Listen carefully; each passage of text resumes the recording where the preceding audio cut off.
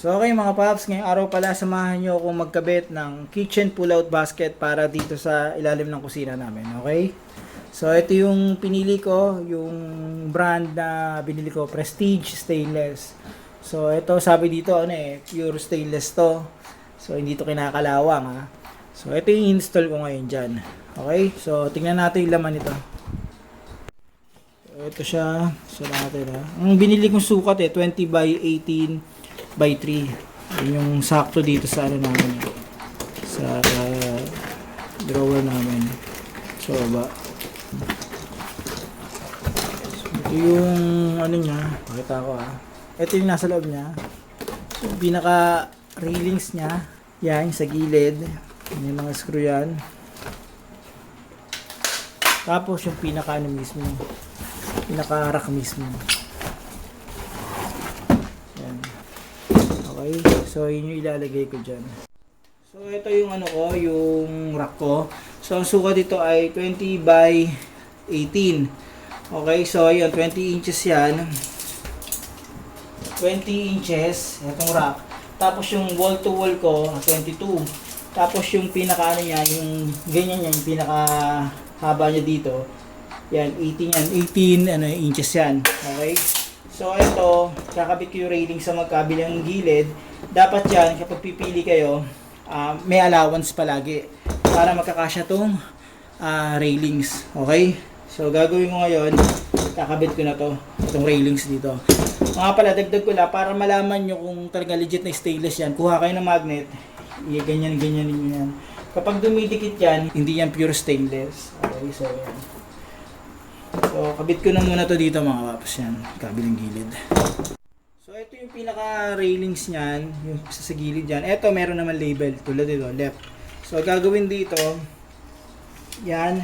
Pag nakita nyo yung itim na yon, gaganin nyo lang yan, slide nyo, nakaganyan. Tapos, natanggal nyo na yan. Okay? So, yun lang siya. So, ganito mga paps, ito ginawa kong diskarte para kahit paano may align ko ng tama yan. So, ang ginawa ko, binalik ko muna yung pinaka ano niya, yung pinaka railings niya, nakabalik na yan, naka-assemble ulit, kasama yung pinaka bracket niya rito. Tapos ang ginawa ko, syempre sinukat ko yung distansya nitong baba at saka yung rack na paglalagyan ko. Okay, yung ilalim ng rack ang pinag-uusapan ko mga paps, yung ilalim. Bawa, ito yung ano, yung rack na ikakabit ko, yung ilalim yung pinagbasihan ko dito mga paps. Kasi may plano ko, ilalagyan ko siya dito ng ano, ng pan. Ito yung ilalagay ko. So, okay naman siya, kumbaga maluwag siya, walang problema. May mas mababa pang pan, hindi pa ako nakakabili. Pero yun yung plano ko. Ngayon, regarding dito, ang ginawa ko, kinabit ko yung railings dyan, yan. Tapos yung distansya dito, at saka dito sa dulo ng railings, kinuha ko yan. So ang distansya ko dyan ay 5.5 cm. Okay, so dito, simula dito hanggang dito. So nung pagkasukat ko ng ano rito ng distansya dito, gumupit ako ng karton, tinupi ko para kahit paano maipatong ko yan diyan, okay? Ganun din sa kabila. Ang sukat niyan dito hanggang dito 5.5 cm. Okay? Malinaw na 'yon.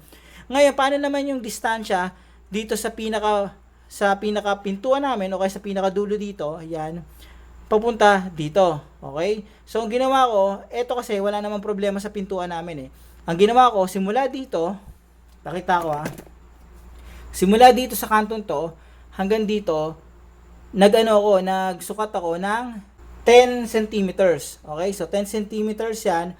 Ganun din sa kabila dito, 10 centimeters din 'yan dito hanggang dito. Hindi ko na kailangan pagbasihan 'yon kasi ano na dulo naman 'yan. Saka maluwag naman 'yun, wala namang issue doon. So dito lang ako nag-focus. Yan dito. So 10 centimeters yung nilagay ko rito. Yung ginawa ko rito. Okay? Sa mga butas na yan, kung makikita nyo, dito, pakita ko rin sa kabila para mas maliwanag. Ang ginawa ko, kung napapansin nyo, ang minarkahan ko, ito, yung pa-oblong, ganun din sa kabila. Para pag nag-screw ko, kung may konting pagbabago, may usod ko yan. Okay? Ma-adjust ko ng ganun yan. Ma-adjust ko ng ganun. Okay? So, gagawin ko, bubutasan ko na to, ito, saka yung sa kabila rin. Yan, tapos yung camera. So, may marka na yan. Yun, laban yan. So, lagay ko na to dito mga paps. Yan.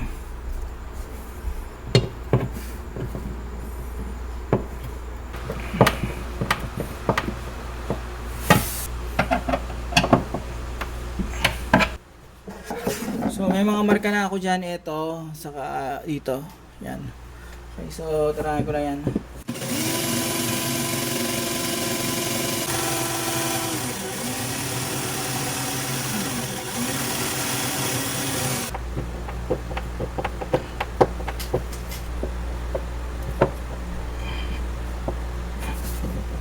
So ayan, nakabit ko na. Ngayon, para makita nyo kung pantay, pwede kayong gumamit ng level. Makita nyo kung pantay yan.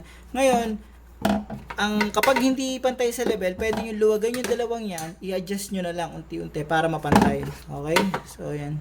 So mga paps, ayan, pwede nyo na ikabit dito yan. Ngayon, kung hindi kasya, ang gagawin nyo ganito. Dito kasi mga paps yan, meron ditong screw. Yan, dito. Ma-atras nyo yan. So pwede nyo luwagan to. Yan, luwagan nyo lang yan. Yan. Diba? Masasagad nyo yan dyan. Okay? So, ganun lang gagawin nyo dyan. Sa kabila, ganun din ang gagawin ko. Ngayon, ikakabit ko na. So, try ko na ito ikabit mga paps. Yan. So, yan siya. Yan. Yung pinakakanto niyan dito, kakalang yan. May ipit siya. So, yan. Yan. Okay. So, yan siya.